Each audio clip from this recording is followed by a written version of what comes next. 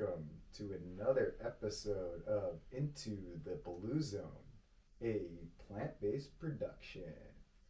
On today's show, we have special guest and very close friend coming all the way down from Los Angeles, Mr. Dan Allende. Dan, thanks so much for coming down here, getting a good morning surf session at Beacons Beach, dropping in a little bit, and hanging out and hopping on the podcast. Hell yeah. King of Beacons. Yeah, Mr. Lucadia. So, Dan and I, for those listening, grew up together at Moorestown, New Jersey, played together on the high school volleyball team, and moved out to the West Coast, not together, although have been out here for, I've been out here for a decade, since 2012. Yeah, I've been out here on and off for about that time. And do you play volleyball anymore? No. No, I'm a little rusty on the volleyball court. It was fun today. It's March 26th, 2022, for record keeping purposes. March Madness is going on later today. We were fortunate enough to catch a little King of the Spring beach volleyball tournament down at iconic Moonlight Beach, and you made a comment, "This is the best volleyball these eyes have ever seen." It was like from Rudy, where the dad's like, "This is the greatest sight these eyes have ever seen." I'm always impressed to see, especially people who just stick with it, continue to develop their skills. It's amazing. And Dan, you work for a really cool, unique company called Alpine Training Services. Yep, we go by the ATS Team. The ATS Team, and describe a little bit of what you do for the ATS Team. So I work in business development for them. Basically, my job is to field all of the interesting calls that we get. And the company operates in this little niche space, which is reality television for, developing, over the last 30 or 40 years, developed this challenge-based stuff. So, famous shows like American Gladiator, Global Guts, American Ninja Warrior. And basically, our job is to build those challenges, to test, prototype, demonstrate all these stunts, challenges, interesting stuff for reality television, for YouTube channels. We get the craziest calls, and it's a true pleasure to walk in every day to work and not know what to expect, because one day we'll be lighting a guy on fire and sending him off of a 40-foot high dive. Another day we'll be jumping a stunt car over a freeway. It's just really, really interesting, unique problems that people come to us with, and it's all, the bigger, the better, the more exciting. That's what we're known for, and we do it in a safe and, somewhat efficient manner. We can do these things. We turn out a new television package every 2 to 4 weeks, and, you see our stuff all over the place, whether it's reality TV, music videos, promotional stuff, advertisements. What a cool and unique niche job. Yeah, it's amazing. It's sort of one part special effects, one part prop making, with some stunt work mixed in. There's a lot of highline rigging and zip lines and bungee jumps that we do. That's sort of how we made our reputation. And now we build a lot of immersive environments. So, we helped develop the show Holy Moly, which is extreme mini golf. We are basically the preeminent builders of Ninja Warrior all over the world. We're filming right now in France for that show. We've got UK up next, Arab Ninja Warrior, Australia, Germany, and then the US show is filming. They just finished their first sort of session of regional finals, so they bring all the best athletes from all over the country. But it's really interesting stuff, and I didn't watch that type of television before I got started at this place, but every day is so unique. I liken it to like it's like a science fair on steroids. We come in, there's some impossible challenge. Someone wants, a huge, exciting something, and we have to, we basically have to originate like an original idea and say, okay, we're gonna set out to, do the impossible, and then it's just about chipping away at that. So I'm really lucky to be around a really talented group because it impresses me every day the way that these guys just come to work, creative, innovative, they're extremely efficient, and they come up with good ideas and know how to make them happen, in record time. The best of the best, and they're located in LA. Where's your warehouse? We're in Chatsworth. Chatsworth, LA yeah. County. Yeah, we're in LA County, and it's a 50,000 square foot shop. We've got a metal shop, a wood shop, a full design team with some great engineers in it. We have a finishing shop where we do all sorts of specialty coatings and whatnot, paint all our props. And then there's endless amounts of weird stuff. There's trampolines, there's stunt pits, there's stunt airbags. We just got a bunch of they're like drift go-karts in the shop. So that's pretty common. You go in, someone's got the world's most powerful pogo stick, and the group, for as specialized as the group is, they come from like a really interesting background. I would say it's like, some guys are custom motorcycle builders who got kind of bored of catering to these high-end clients. Other people are engineers who, worked in industry. We got some big wall climbers and some, like high-level athletes that come to the shop and work for us, especially like probably the most unique role we have is testing, where we have people full-time that come in and basically test things out. So they're kind of like one part parkour athlete, and they're also like very good at rigging and setting stuff up, and really good at proving concepts. So we'll give them something and say, hey, it doesn't work. Not only are you going to make it work, but then you're going to jump on it to figure it out. Have you ever tested anything? Have you made something and then tested something? Yeah, it's actually, it's pretty funny. So a lot of the stuff we do, like for instance, American Ninja Warrior, those athletes train all year for that TV show. And they have their own dedicated gyms, and they practice those skills. When we prototype something, it only takes a couple weeks really for someone to leak the obstacle, and then a gym makes it, and then people are practicing it at their home gym in, South Carolina or, Chicago or something like that. But what's funny is our testers are, top athletes. They're guys who can, climb V10 boulders, and occasionally we get a show where we have like average, we have average Joes as the talent or the casting on the show. And that's when they come to my office and say, hey, Dan, we need someone who's got like just about your skill level. And I have to go out there, and normally it's like, it's like wipeout style spills where they're like, okay, we're going to shoot you with dodgeballs while you fall face first in the mud. And we just want to make sure that like it's dialed in correctly for this, for this 300-pound, 60-year-old woman that's going to run the course. And there I am, just getting pelted with missiles and all sorts of stuff. And I've taken some, I've eaten it a few times trying to test some of these gag shows out. So that's the only time they come to my office and ask me to test something. But I'm a little more wary than I was when I first started. You sign a release that basically, you're willing, if you hop on something, you acknowledge the risk, because on any given day they can be like, do you want to jump off the roof of the building into this, net we just built? Okay, go up there and test it out. There's a million opportunities. And yeah, people are surprisingly athletic just in the day-to-day. Someone in accounting will come out and just, they'll just flash some brand new obstacle that we set up. So it's pretty impressive.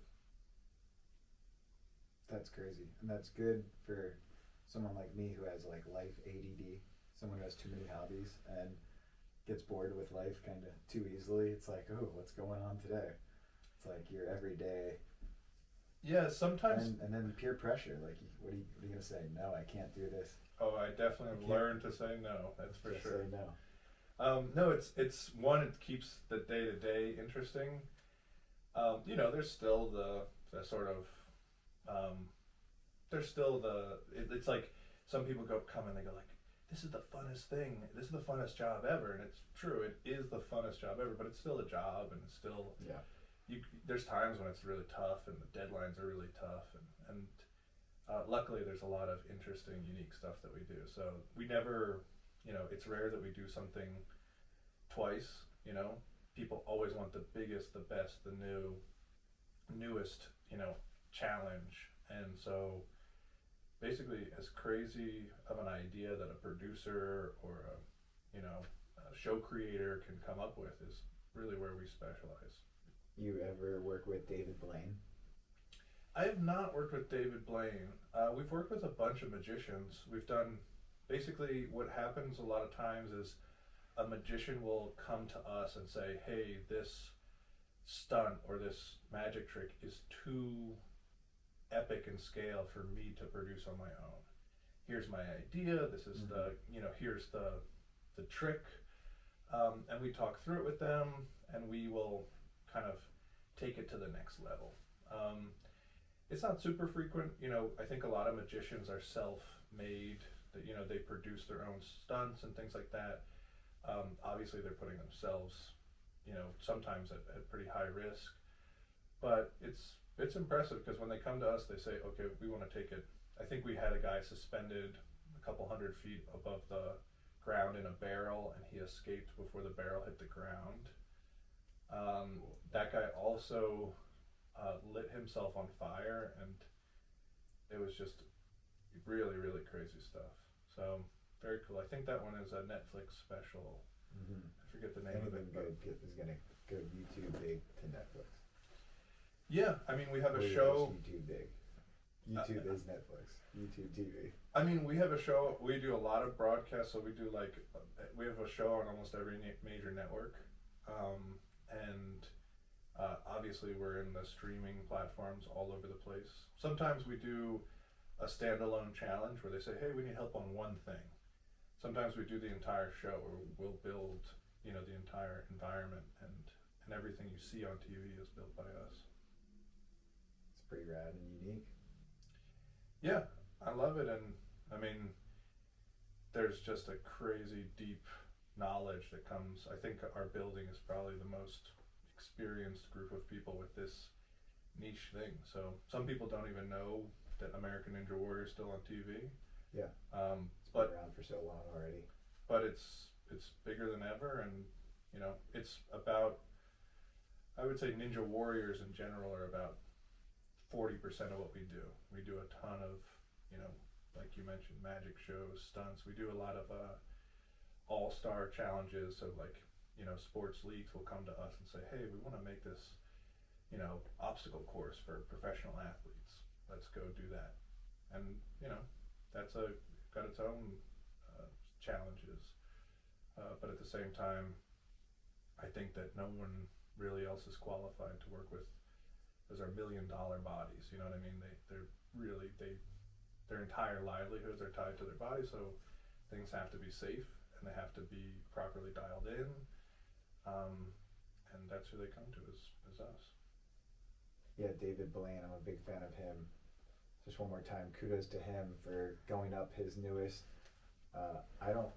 He hasn't come out with a lot of new stuff, you know, because he's on tour doing crazy shows, and that's new every day. So the most recent thing was a little bit ago. He went up in balloons, like he had a bunch of balloons tied to his wrist, and then he dropped, and then he cut them and just like free falled and then parachuted. That was pretty crazy. I watched it like a couple weeks ago. Called Ascension.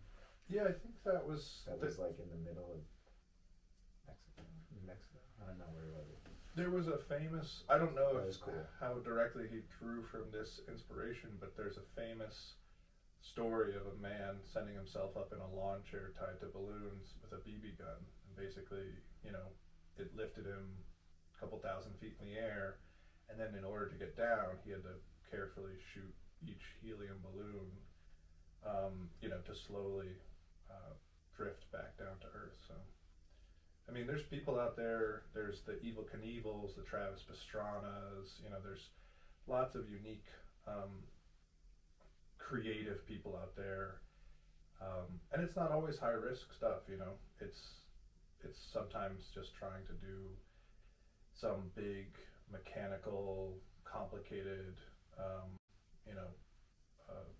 challenge. So they're not always it's not always death defying, but we do that and stuff. then the creation of the social media platform and world creates such a fast exposure rate to whatever you're doing that it's kind of like life gets competitive in the work field, and then it gets competitive on social media, and then it gets even more competitive inside the extreme challenge platform of social media and doing cool shit. Yeah, I think when the opportunities to self-broadcast and get yourself out there direct to consumer, and people started to self-promote, the same thing happened with, action athletes or extreme athletes. And there's still purists. There's a lot of people out there that go completely under the radar. But, people like CKY and Jackass, these groups are really just the early influencers, in the sense that they said, oh, we're going to do a stunt. This would never be accomplished if you had to, if it was ideated by a producer, and then they said, okay, hire a stuntman to come in and, get their, butt bitten by a rattlesnake. You wouldn't, there would be no stuntman to do that, except when the stuntman is the producer and the production company and says, I'm willing to waive, we've worked with lots of, people we worked with some professional race car drivers, and they understand the inherent risk. They have life insurance policies, and there's no one that is more qualified to assess a challenge or a stunt than them. They basically, they're the expert, and we listen to them and we follow their feedback, and we help facilitate their process. So, I mean, the cool thing about my job is, I'm just talking about stuff we've done, but the calls I get on a day-to-day are just wild. Oh, we want to do parkour on a moving train while it's on fire. Oh, we want to, a couple of years ago, a guy jumped out of an airplane on without a parachute and landed in a giant net. That's one of the shows we put out. It's just just wild stuff that comes through the door, and not all of it ends up happening. Some of the stuff is pretty out there, but at the same time, where there's a will, there's a way, and we tend to help facilitate the craziest stuff. Have you set up any stages or obstacles or anything at someone's house, in their front or backyard? Yeah, a little bit. More on a personal favor type of level. Some of the riggers that we work with, they have small setups that they utilize. Obviously, most people that are into the Ninja Warrior brand, they either have gyms or home gyms or stuff like that they own and operate. One of the things that's interesting about that is, essentially we're making props. We're normally making stuff with a very short life cycle.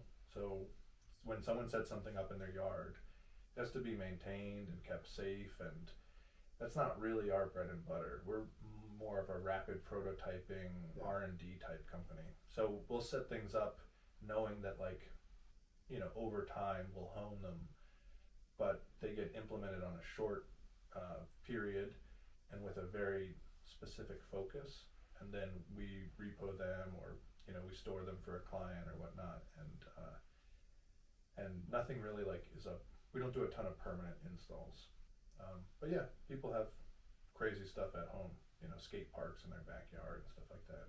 We just don't happen to maintain permanent installs too often. You seem super creative. Where did you get your creative juices? And talk a little bit about the creativity you kind of did going through like high school and then college and kind of led you to LA. Yeah, it's definitely something that I think has been just sort of come naturally to me.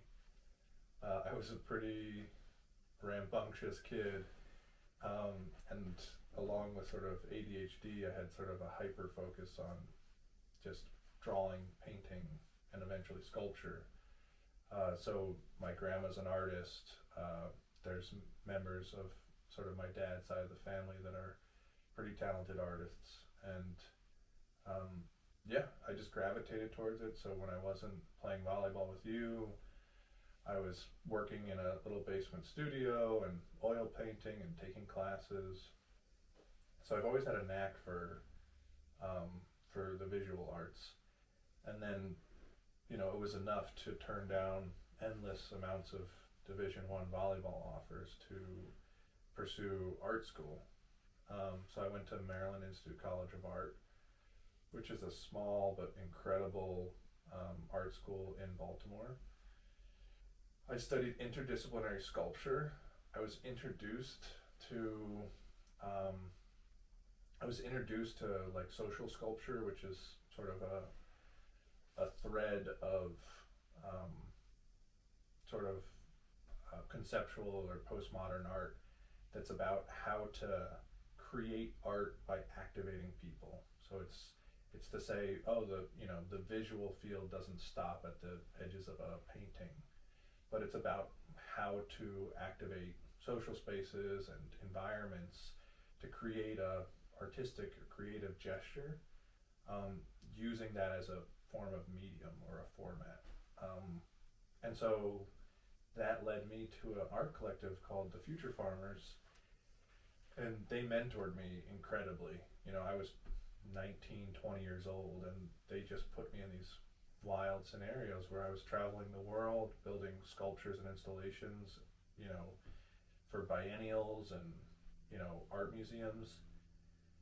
And that was a pretty amazing, I basically functioned as like a very crude project manager for them, but they also let me get my own work into these things that as a 20-year-old you would never, dream of having your work presented or exhibited in those environments.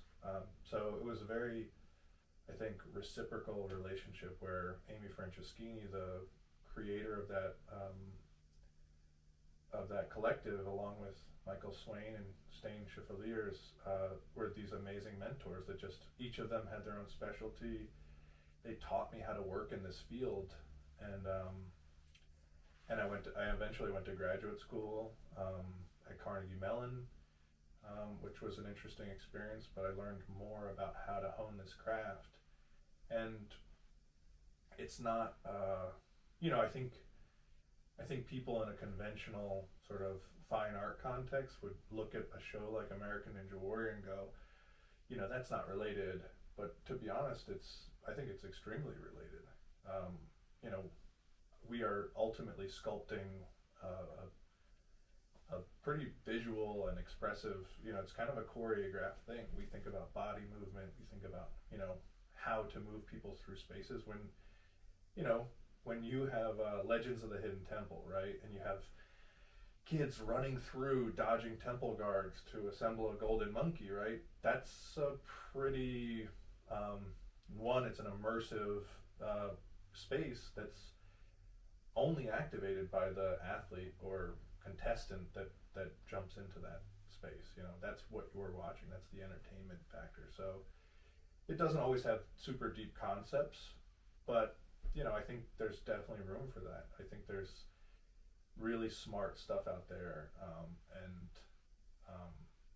I think it's really related as far as my interests go with how to activate space and how to create, strikingly visual, content and art through using people and the built environment. I remember going to your basement to whip up on you and Cal in ping pong. And Yeah. in my banana suit, because our high school volleyball team was so expressive that we had bright yellow Yeah, warm-ups. there was some performance art there. There was definitely some performance art for our especially our JV team that supported us so well. But I don't remember your ping pong skills. Oh, they're pretty good.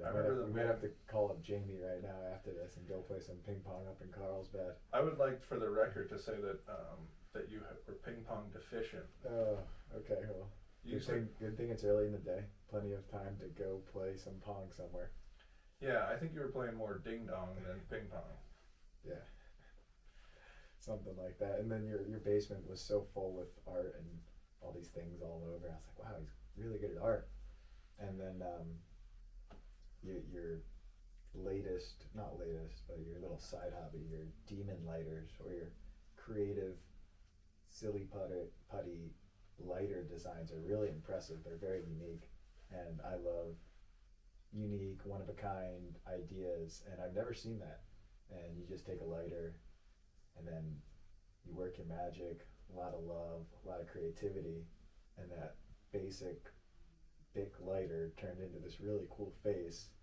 I know you had one that was Wilson from Castaway.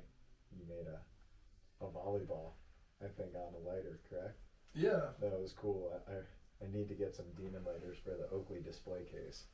Hell and I yeah. can sell them on the side to. They're really cool. So if you ever want the coolest lighter ever, hit up Dan Allende. He's up in LA. He'll mail them to you, and you'll have a one of a kind that you could put on as an NFT and sell it on the black market, and have the only digital copy of a demon lighter. Yeah, I mean, it hasn't quite hit the mainstream yet, but I always like to do little creative endeavors, and I mean, they're pretty scrappy little sculptures, but it's just fun to have some creative outlet, especially when, you know, you get some sort of, you know, half-baked idea. You can just kind of sculpt it out and let it dry and paint it up. So kind of like the podcast we're doing right now. Yeah. Letting it dry, sculpting it up. And also some sauce. Got some Simone's Caesar dressing and dip. And we went at Nectarine Grove this morning in Leucadia. Dan, could we try this before we forget? Because I'm a little hungry. So this is a cashew-based. I'm going to rip you off a piece of this everything bagel, and you're going to try it. I don't know if you've tried it yet. I can't wait for everyone to hear me eat. Yeah, well, it's like right.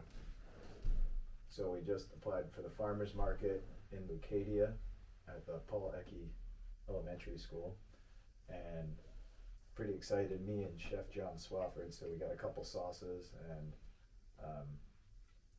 the Caesar dressing was one of my favorites growing up, and then I realized it has like anchovies and eggs traditionally, and I was kind of grossed out by that. And then my mom, Simone Heyman, made this Caesar dressing, and it tasted really good, and I would only have it a couple times out of the year when I went home. And then I'm like, man, why don't I just get off my ass and start making this and then produce it? And so hopefully we'll be in the farmers market soon enough, and Cal and Pam and all the fam will come down and buy some Caesar dressing. What do you think, buddy? You can finish sharing. You know, I love your shirt too. Before my ADD kicks in as well, I just want to go outside.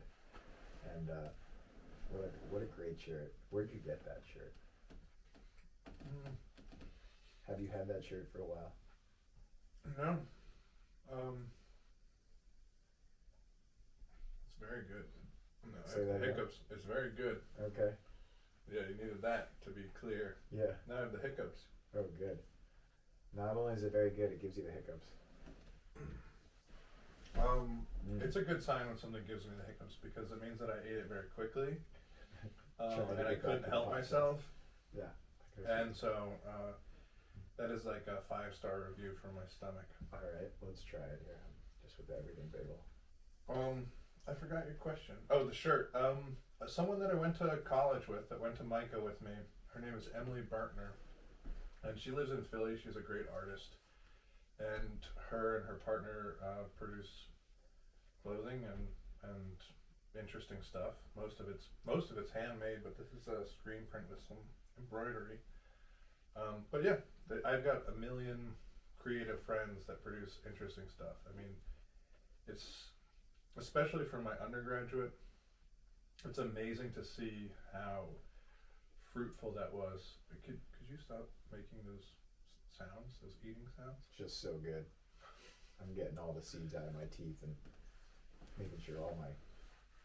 Now you got me all self-conscious. But no, I have. I mean, there's too many people to mention here, but it's really impressive to see how art school led to a bunch of independently minded, creative types. And so I think it's probably a better time now than ever to go to art school, because I don't think that I think that a lot of school, especially going from an art school to a research-based institution like Carnegie Mellon, I was really, really missing the sort of self-teaching and independence that you get in an art school. A lot of people that are smart enough to go to Carnegie Mellon are used to excelling within a very rigid framework. And, you know, I was never a good student. And I think a lot of the skills that I had were intangible in a traditional academic setting. Meanwhile, you know, I'm doing biz dev for a company that's, you know, pretty large, you know, with 100 full-time employees and I don't know, about $20 million in overall annual revenue, and I'm part of the leadership team there. So I think that having success in the conventional manner, you know, an SAT score is probably less of an indicator of your intelligence and more of an indicator of your ability to study for a very specific test, you know. Not that I did bad on my SATs, but I don't think I value those traditional sort of codified STEM-based skill sets and processes as much as I love innovation and creativity. I want to kind of keep going in the art direction here and talk about something that I heard from a book on tape about Bitcoin and cryptocurrency and kind of art and the evolution of art. You know, I went to, I think it's called the book Bitcoin Standard. The Bitcoin Standard was a book on tape that just talked about the evolution of money and talked about art. And then I went to Amsterdam to the Rijksmuseum and saw Velasquez and Rembrandt, two famous painters. And the paintings were like the size of this wall in the room, you know, like massive paintings framed and just beautiful art, traditional paintings of war, you know, a dining setting, of nature. And in Amsterdam as well was the Van Gogh Museum, and that was pretty cool to see all his evolution of moods and emotions and how depressed Van Gogh was. And then back to the Bitcoin Standard, it was like you don't see too much art like the traditional big paintings, because this is what the book on tape suggested. It's just it's too hard, it takes too long. There's too much practice, there's too much dedication you need to that craft that people want a little more of the wow factor and want a little bit like what hasn't been done. And what could we do bigger and better and do it faster? And it's just the world that we've evolved into, where we could do so much more so faster than practice painting your whole life, and one masterpiece takes years of work or months of work. And we just see a lot less of that traditional painting and more of maybe some of the stuff you're doing, and it's totally different and totally awesome. And it's just such a different realm of art in the world we're in. Like, you went to a like kind of painting, and then like the painting it's just incredible how awesome it is, and then that it's a dying breed, and we've created this like really cool different scene with machinery and teamwork, and we're able to put together such big stunts and do like things that back in the day you probably thought were impossible or really hard to accomplish because you didn't have the right tools for the job. Now we have every tool imaginable, and we have so much at our disposal, and it's amazing where art has come to and where TV shows have evolved to. And I just thought that was really fascinating when I was thinking about it from the Bitcoin standard kind of perspective and vantage point from like where, and I guess you still have painters. What's your thought on that? It's a huge, very old conversation, and I don't know how it connects to Bitcoin, to be honest.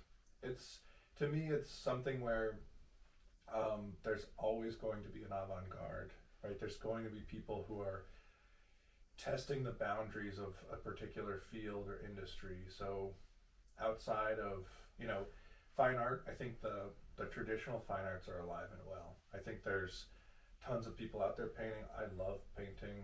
I love sculpture. I think that, there's definitely a place for that in modern art making and expression. As far as, what my interests were like, I love doing that stuff. I still paint occasionally. I still, obviously I do small sculptures. But I was always interested in where the crossover between art and other fields were, which is definitely something that's a sort of a core value to the Future Farmers Collective that I was a part of. I think that art is most effective as a space of experimentation. So there's artists who make food, Why is it art and not a restaurant? Mostly, I think the distinguishing factor between that is that the food that that an artist would make as part of an installation or something like that would be more creative, would be probably less traditional, usually with some conceptual underpinnings. And really what it's a great space for is taking, borrowing from all different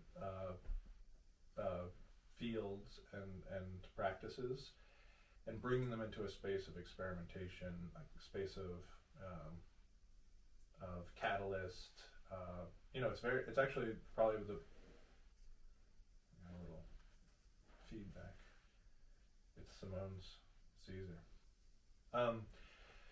But bringing it into a space where it can be kind of workshopped and, explored, because I think it's generally an ineffective tool if we're trying to think about it practically. I think that there is a whole economic aspect to it, which is probably where it has the most crossover with, cryptocurrencies and NFTs. I think that there's a place for that. I also think that, I'm interested in pure creative expression. I'm interested in, the concepts that sort of, inspire these expressive moments. The fine art market, the way that galleries work and art is sold, which is morphing, and I think that's fine. It's a great way to support some art, but I also think it's important for everyone to participate in some way of either experiencing art, supporting artists, because it's I think it's a central tenet to being human. It's definitely a great way to reflect on our culture and our time. You mentioned Rembrandt. Rembrandt is a Dutch master who, basically comes from a time period where the Dutch were master merchants and sailors of the world. We don't have Rembrandt without an incredible patronage, people supporting the arts. This is where you get Vermeer and Van Eyck.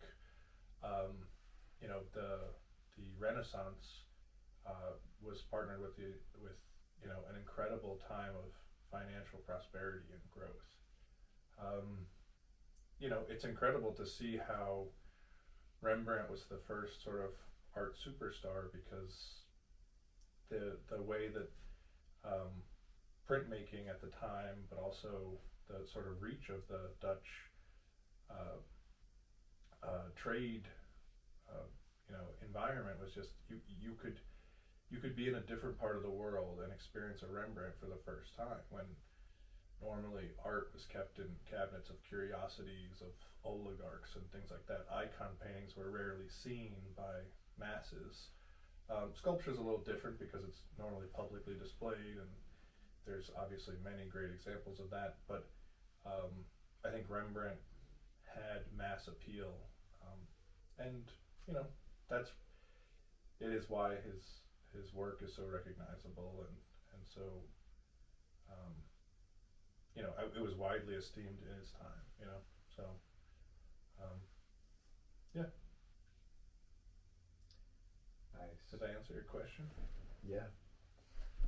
I was gonna ask you about some surfing stuff. We went out this morning, and This is what I've been waiting for, this part of the podcast. Me dropping in on people, and gotta improve my surf etiquette.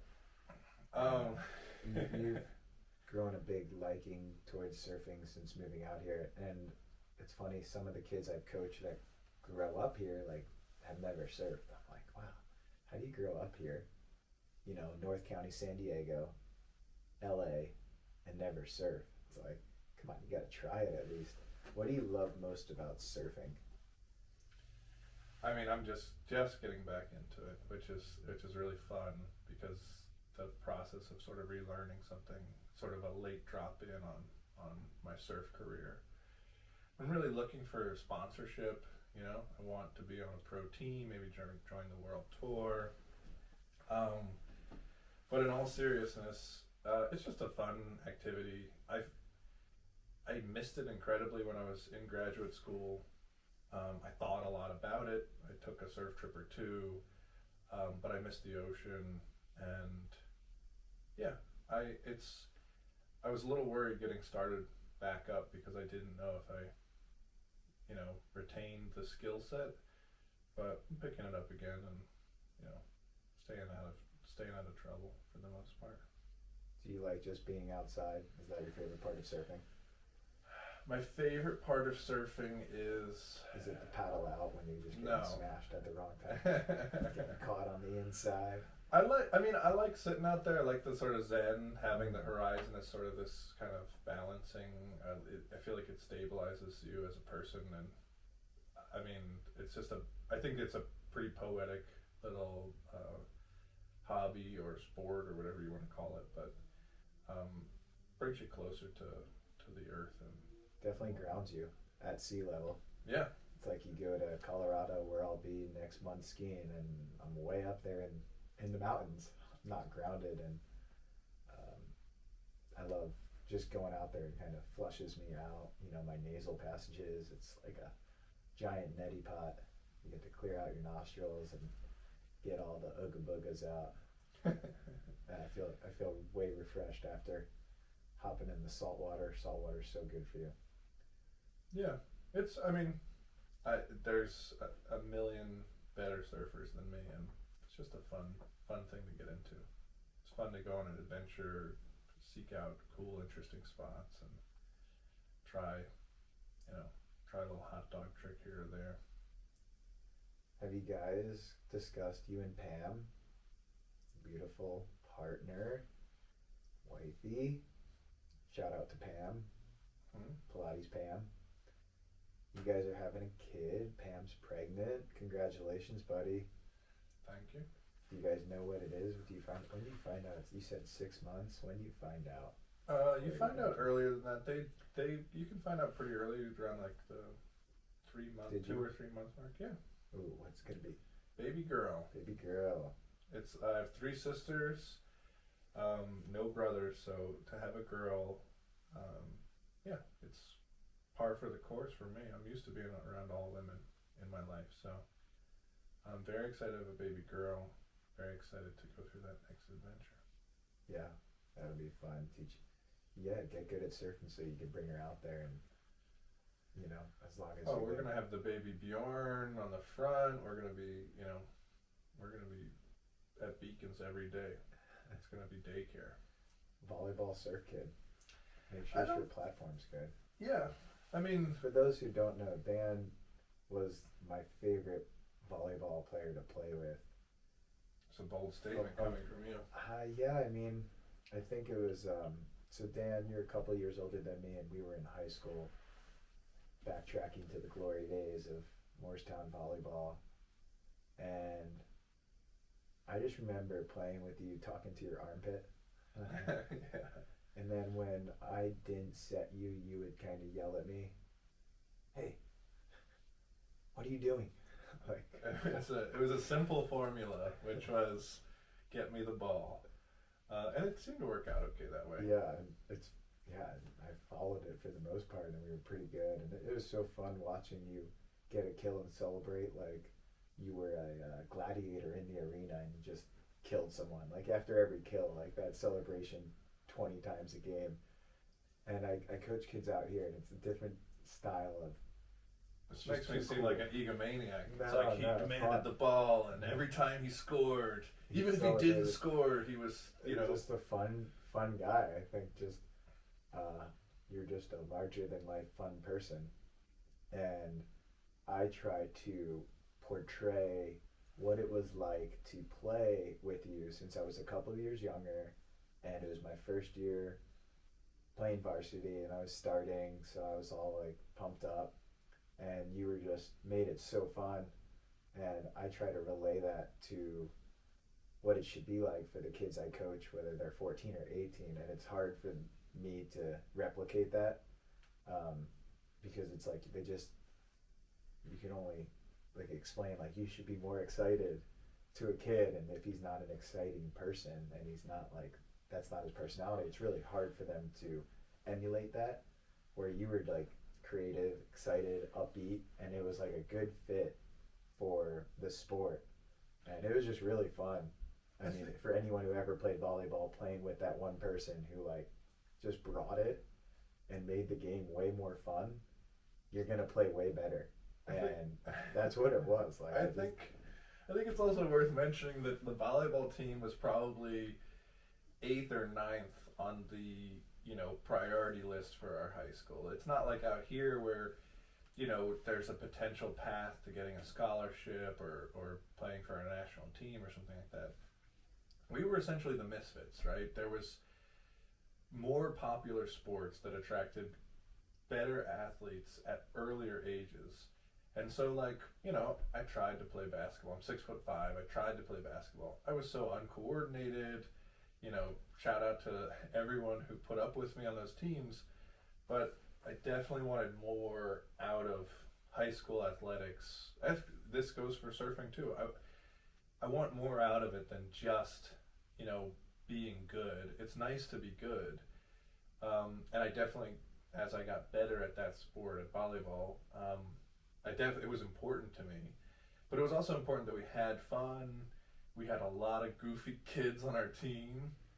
And, we weren't playing the top athletes in the state, just like, across the board.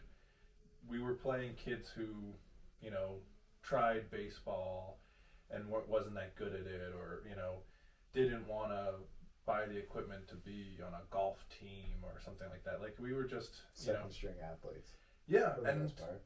And being the best second string athlete was fun. It was a fun, stupid thing, and so yeah, there was a lot of antics. I think I definitely was given some I don't know what they were, red cards or warnings from refs for being over the top. I remember our JV team getting kicked out of the gym a few times. I think we almost caused a couple accidents, driving the bus to away games. There was a lot of, I mean, it's definitely, I think our team and the cross country team, which was another team that was full of misfits and weirdos, we played hard, and we also, played other things really hard, so it was a fun group of people, and I don't think, I was part of that fun, and I think I was pretty eccentric, But there was a lot of people that contributed to the chaos that was the Morristown volleyball team. And I mean, I've always been attracted, the way I describe the group at the ATS team where I currently work, like, there's some crazy misfit weirdos, and I love them. You know, they're amazing. What makes them unique is what makes them special, which, you know, helps us do the interesting stuff that we do. And everyone's thinking outside the box. So, yeah, there's definitely a through line through, and Future Farmers was the same way. You know, every group that I've gravitated to has definitely been a little bit outside the box and unconventional thinkers. That's so incredible that you could find like a group of people kind of throughout your early adult life, from high school to a program while in college, and then, you know, you're just seeking out that, you're embodying that outside the box unique person in yourself, and then you're able to find and do what you like to do with people you like to do it with. And to me, that's, you know, doing what you want to do when you want to do it, and then doing it, you know, and getting paid with people you like to be around is such a pleasure, and it's such an amazing part of liking your job and enjoying your day to day instead of being on the other end. And we're both really fortunate to probably get up and be like, all right, this is gonna be a good day, instead of like, I can't, man, you're going to work. Yeah, I mean, I tried.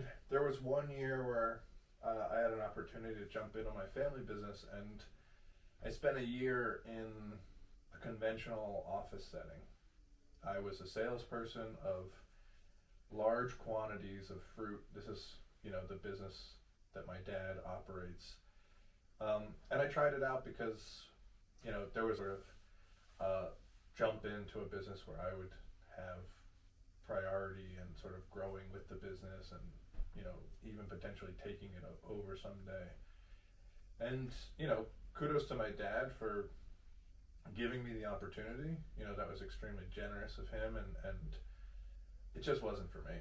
You know, I wasn't terrible at it, but it was just, I need to be inspired in everything I do, and there's just no way you're gonna tie me to an office. Like, there's so much in the world that is sort of depressing and challenging, but for me, it's not even a possibility to go do some conventional desk job. I mean, I could totally relate, because after these podcasts, just sitting down in front of my laptop trying to like edit it with the bare minimum editing I do, it's so hard for me to sit still in front of a computer and like, it takes so much and that's motivation. that's your passion project. Imagine doing that, but trying to sell 40,000 pounds of fruit. No, you know, like, not happening either over here. Yeah, calling a supermarket and offering them fruit, you know, for them to, you know, put in their distribution center and send out to 70 supermarkets. Like, yeah, I think that I'm really impressed with the business that my dad has built. At the same time, like, it's probably even more impressive that he excelled in an environment that wasn't tied to, you know, his passion. And I think he's an incredibly creative guy. I think if he didn't immigrate to this country and start a family at 23 years old, he probably would have, you know, explored different things, but he's a hustler, and he had to provide for his family, and we had, you know, I have 3 sisters. So he did what he had to do, and, you know, he worked hard, and it's paid off for him. He still has to work really hard to keep that business growing and whatnot. So, I mean, it's different strokes for different folks. I can't invest large amounts of time in something I'm not passionate about. And I love rallying behind other people's ideas. So when I hear a good idea and it seems like it's got legs, I can invest time in that. So it's not like it only has to be my personal interest. But you're not going to find me in a desk job ever again. I mean, it's got to be something creative. And I, you know, my wife has a career. She does great work for the company she works for. You know, she went through a much more traditional education, and I think there's a much closer relationship to these are the steps that you need to take to be successful. You know, this is how you get an A in the class, this is how you get a B in the class, this is how you get a C in the class. And I was like, what if none of that matters to you? I mean, this is my own experience. This is not, you know, not projecting onto my wife who's has a, you know, 2 amazing degrees and a great career. But like, what if English class is so painful and so inane that you really couldn't be bothered with whatever the grade may be? And I wasn't, you know, I think I had a 3.2 or something, but it was a collective effort of people and teachers and tutors that helped me get to that number, because I could not wait to get out of high school. I could not wait.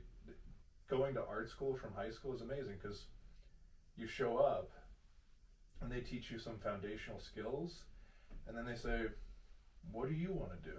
What are you passionate about? And if you have good teachers, they say, okay, well, you know, I'm going to add some rigor. I'm going to set expectations for how you're going to grow, and you're going to you're going to learn how to challenge yourself.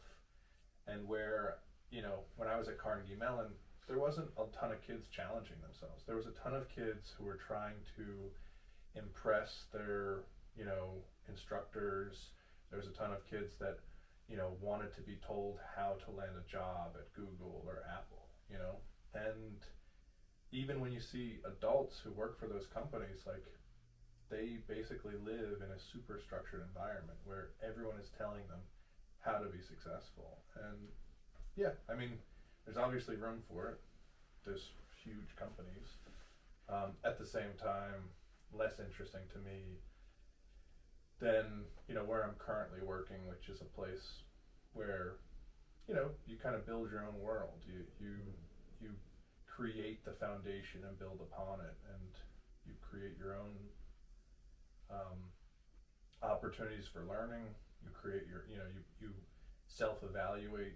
There's always sort of opportunities for taking in feedback, but it's got to be that way. That's the creative process, right? That's as Twyla Tharp calls it, the creative habit. Nice. Yeah, the challenging yourself aspect of life comes and goes. It's like you get this motivating rhythm in life and you build it, and then maybe it kind of dissipates. And I was kind of on easy street coaching volleyball and like working out, and like it's like I can only do so much every day with my physical body. Like, I have this brain and I got to challenge myself. So I've created a plant-based production, which is a food movement through a plant-based lifestyle. I've now had 21. This will be the 22nd episode of Into the Blue Zone. 22. That's 22. That's my lucky number. Ooh, that's a master number. Apparently, numerology, I'm master number 11. So I'm halfway. I'm peaking. I'm almost at my 22. Why is 22 your lucky number? I love 22. Deuce Staley. Deuce. It's not Deuce Staley related. My birthday is February 22nd. Oh, wow. 222. Wow, you're a super master number. Well, it's actually Wow, February 22nd, 1988. So it's 222. Eric Lindros, number 88. Right. Wow. Yes. I got an Eric Lindros shrine right there. I chose to be born that year because of Eric Lindros. Dude, that's like master numbers right there. Well, I mean, everyone my age was born in 1988, so that's not super significant to me. But being born on February 22nd, 222. and this year was February 22nd, 2022, which was also my first year. That was my first year anniversary of being sober, and so yeah, 22 is a great number. And every month, the 22nd day is another month sober, and you know, good reminder that I'm sort of progressing through that process. The challenging yourself, right? Back to the challenging yourself. It comes and goes, and you're like challenging yourself in different ways, and I'm challenging myself in other ways, and just kind of waking up, doing those little things that Miss Pam would do to keep her on that challenging path is a little harder for us scatterbrained. Hey, let's do something different, and yeah, I mean, the challenging yourself, we're so capable, and sometimes just sitting at home doing nothing, meditating is very challenging, or other times getting up at 5 a.m., 6 a.m. surfing on a Saturday. You know, this guy's got me up surfing 7 a.m. and I was an hour late to our Dawn Patrol surf sesh this morning. Last time he came here and it was dark out at 5:30 and we're catching sunrises. I never do that. I think you've challenged me to get up early on a weekend and catch a sunrise, and it's amazing. So yeah, if you're listening, the goal is to be touching 10 people. We'll get to 100, but impact positively 10 people and challenge yourself. Dan is getting me up surfing and coming down here and working hard in the LA competitive arts field. And you know, if you're feeling down or feeling great, just do whatever it is that makes you feel good. Try to figure out what gets you going, what rocks your mind and what rocks your body and your spirit, and challenge yourself. And it doesn't have to be so rigorous where you burn out. You got to find that happy medium, that balance where you're going to be overwhelmed because you're like, oh shoot, I'm challenging myself, and there's going to be weeks or months where it's like I've gotten really like, wow, paperwork, money, this, that, and that's just small problems compared to what other people have to deal with, but they're still my problems and or my thoughts. And then like it kind of settles down and you're like, all right, that was good, did these things, did that, and got to keep going, because it's so easy to kind of revert back to easy street, as I like to call it, and kind of sleep in and maybe not eat so good and work out less. And yeah, it's funny that you keep just saying, went off on a tangent there. no, it's not a tangent. Yourself. It's not a tangent. It's funny because in my industry, we use the term challenge, right? And there's a ton of momentum behind setting up challenges, right? Like Tough Mudders or Spartan races, right? Yeah. Or Ninja Warrior courses. You know, there's obstacle course racing all over the world. There's, you know, like a lot of my coworkers do, which I've tried and am horrible at. But like, you know, there's guys who climb. They go and do sport climbing or big wall climbing or whatever it is.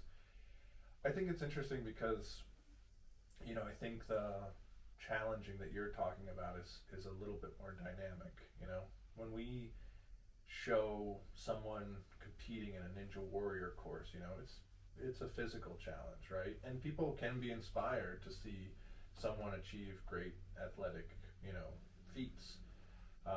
Hence the you know, all the sports memorabilia here. But I think also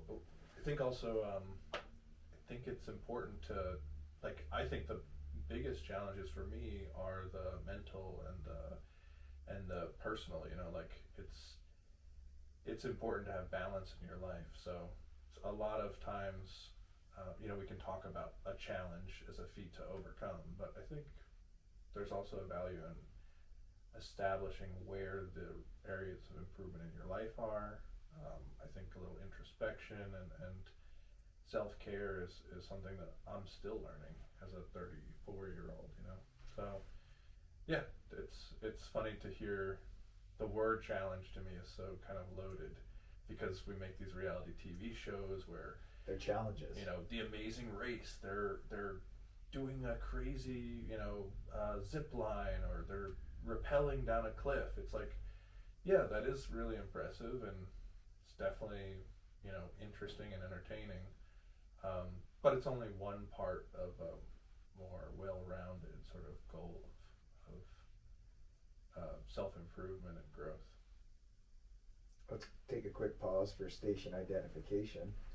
This is Into the Blue Zone with host Skylar Heyman and special guest Dan Allende, a plant-based production and the podcast of San Diego. Dan, let's go a couple more topics and then we got to press the stop button so we can catch some March Madness and cheer on our boys from Villanova. Our personal friends. In Coach K and Coach Mike Krzyzewski's last season and potentially last game as a coach. After doing it for like 40 years, talking about commitment and challenging yourself. Mike Krzyzewski, like 40 plus years coaching, that's pretty impressive. even though I'm a huge Duke hater, I give Krzyzewski a ton of credit for just being a coach. I mean, I've done it for 10 years on a small scale. He's done it for 40 years at like one of the biggest programs in the sport. So kudos to him for 40 years of challenging himself, because I'm sure that was a grind. And Dan, I just want to ask you a couple questions, and one is something that I'm asking to everyone, and that is the key to life. And for me, it's just kind of day-to-day stuff, like just not waking up to an alarm, waking up to the sun. Like you're getting up early, and I love getting up to the sun and not being woken up, and then making the bed, just like a good clean start. It's hard to get out in the water at dawn if you're not setting an alarm. Yeah, that's why I don't do it. So what do you think the key to life is? I hope that I never figure it out. Personally, I'm interested in being a lifelong student. I like the pursuit. So I don't think I ever want to reflect and say like I figured it out or I got it, and that may change as I start a family and start to my priorities change over time. But I don't think there's something to solve. It's not like there's an answer. I think it's about, and maybe that is the key of life, is just the constant pursuit of experiencing consciousness and the world, the complex world that we live in. I hope that I continue to get opportunities to learn and diversify my skill set and my knowledge base, and glean wisdom off of other people that have had just really unique visions of the world. So I'm lucky to be part of a creative group now, and the art collective that I was so fortunate to be mentored by. I think that childlike wonder that I think is kind of present across the board of the people that I gravitate towards is probably indicative of being that being open-minded and seeking out new experiences and personal growth. So hopefully I never figure it out. Hopefully hopefully I get close, but hopefully it's always something that I'm reaching up towards and trying to both question and learn from as I get older and as I continue to grow. That's really well said. I like the constant pursuit of growth and embracing change and knowing things are going to be always cycling through, and the stale, closed-minded approach is not the way I want to live life, knowing that things are ever changing. And hopefully I do figure out some things that make me really successful, happy, content.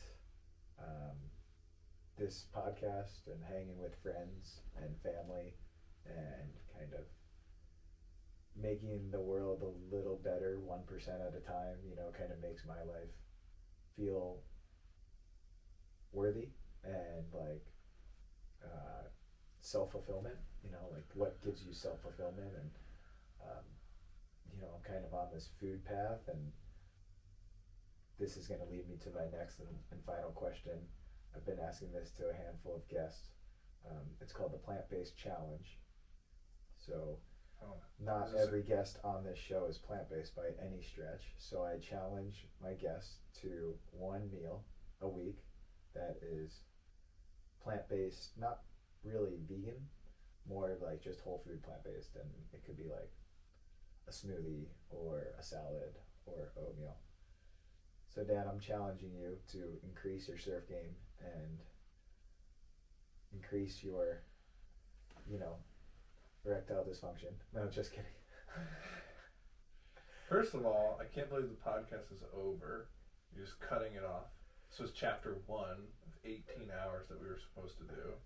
So I'm a little shocked. We have 1 bar of battery. Second of I would all, hate to run out of second of battery all, space. that wasn't a question at all. That was just a challenge. You're just calling me out for my lack of plant-based lifestyle. Well, but I'm the guy to do that, so. I'll gladly accept. I think you're a good inspiration on me in that regard. That, you know, there's always. I thought quitting drinking, you know, it's still a challenge, but there's little things I can do here and there to continue to just, improve. So. It wasn't a question at all. It was going off the challenge topic we were going on, and then the question was just like, bypass the question, just challenge. The question just is, will you commit to it live? Yeah, will you do it and kind of I think enjoy it and embrace it and try it, right? Ever learning. Yeah, I'm in constant pursuit of a better diet for sure, and I think it is pretty important what you put in your body. Doesn't seem to, you know, solve some gastrointestinal problems that I have, but that's a different topic for a private audience. But no, there's tons of great stuff. It's not like we live in Siberia and we need to eat elk meat to survive. Right. You know, we are very fortunate to have great access to fresh food, and leafy greens and all sorts of amazing grains and whatever else you eat, beans and oats and chia seeds or whatnot. Perfect. Nailed it. There you go, an endorsement of plant-based. Chia seeds are good.